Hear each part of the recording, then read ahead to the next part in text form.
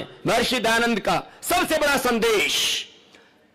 अभी हमारे बहुत से विद्वान महापुरुष कह रहे थे हम तो सीखने के लिए आए, तो महर्षि दयानंद की सबसे पहली सीख और आर्य समाज का पहला सिद्धांत और पहला नियम,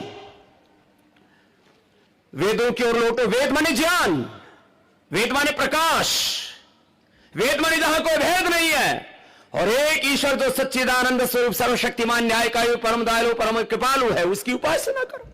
ये सब इस बात से सहमत है। एक ईश्वर की उपासना करो और सत्य के ग्रहण करने और असत्य के छोड़ने में उद्यत रहो। तो महर्षि दयानंद का सबसे पहला संदेश, और इसको जीना है हमको जीवन में, आचरण में। और मैं जीता हूं इसलिए कहता हूं, हम एक ईश्वर की संतान है और सभी समान है। हम सब एक ईश्वर की संतान है, सभी समान है। और इलियासी साहब, मुस्तफा साहब, हम सब एक समान और सभी महान है, कोई भेदभाव नहीं। यहां पर ब्राह्मण क्षत्रिय वैश्य शूद्र दलित आदिवासी वनवासियों के नाम पर, हिंदू मुसलमान जैन बौद्धों के नाम पर हमको आपस में बांटा गया। महर्षि दयानंद कहते हैं ये सिर सबका ब्राह्मण है। ब्राह्मण से मुखमासित बाहुराजन्य कृता उरूत दस्यत वैश्यपद में हम शूद्र आ जाए। का मतलब क्या है? जो अज्ञान को दूर करे साहब वो ब्राह्मण है, जो अन्याय को दूर करे वो क्षत्रिय है, जो अभाव को दूर करे वो वैश्य है, और समाज में अपवित्रता को दूर करे और शुचिता लेकर के आए सेवा करे वो शूद्र है। शूद्र का अर्थ पवित्र है। लोगों ने अर्थ का अनर्थ कर डाला। मैं कहता हूं, आप मेरे से लोग पूछते हैं, मैं राजस्थान में गया, बोले थारो खून के थारो दूध के है। मैंने कहा आदमी दुखों को नहीं के, मारो खून पूछो दूध पूछो। महर्षि दयानंद ने कहा जाति केवल एक है, वो मनुष्य जाति है जो यहां बैठी है और जो नीचे बैठी है। एक ही जाति है, मनुष्य जाति। बाकी क्या जाति है? आदमी जन्म से बड़ा नहीं होता, आदमी कर्म से महान होता है। यह महर्षि दयानंद की दूसरी शिक्षा है।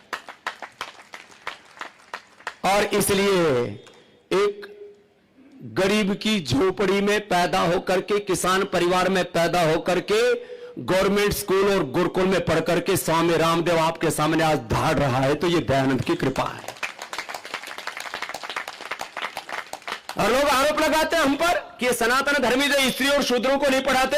मैं आपसे कहता हूं, मैं वैसे किसी को छोटा नहीं मानता, नीच नहीं मानता, लेकिन मेरा प्रेम है उन दलित परिवारों से, वाल्मीकि परिवारों से। तो हमने सबसे ज्यादा पतंजलि में वेद दलितों को, वाल्मीकियों, पिछड़ों को, वनवासी आदिवासियों को पढ़ाया। आ जाओ किसी को प्रमाण लेना, प्रत्यक्षे किम प्रमाणम। लोग बात करते हैं कि हम भेदभाव करते हैं। यहां 4 वेदों का यज्ञ हो रहा है और वेद पाठ गुरुकुल की बेटियां कर रही है, सुकामा जी के गुरुकुल की बेटियां। जोरदार अभिनंदन उन बेटियों के लिए। और उस सुकामा बेटी को वेद पढ़ने के कारण से भारत सरकार ने पद्मश्री दिया है, उसके लिए भी अभिनंदन है। भारत की बेटियां वेद पढ़ रही हैं, भारत में शूद्र वेद पढ़ रहे हैं, जिनको शूद्र कहा जाता है। वैसे तो ये सब नाम ऐसे धर रखे लोगों ने। मेरे से बोलो बाबा जी थारी जात की है। मैंने कहा क्या चाहिए तेरे को? मैं 4 in 1 हूं, बता। मैं ब्राह्मण भी हूं, दिमाग से मैं ब्राह्मण हूं। और मुस्तफा साहब, इलियासी साहब, आप लोग भी सेम टू यू। आप लोग दिमाग से ब्राह्मण हो, समाज में अन्याय सहन नहीं करते। जैसे पूज्य हमारे सदगुरु दिलीप सिंह जी महाराज जी ने कहा, जो अन्याय न सहन करे वो सारे के सारे क्षत्रिय हो। तुम ताली ठोको अपने लिए, तुम सभी हो, तुम सब ब्राह्मण हो, तुम सब क्षत्रिय हो। और समाज में सृजन करो, इसलिए तुम वैश्य हो।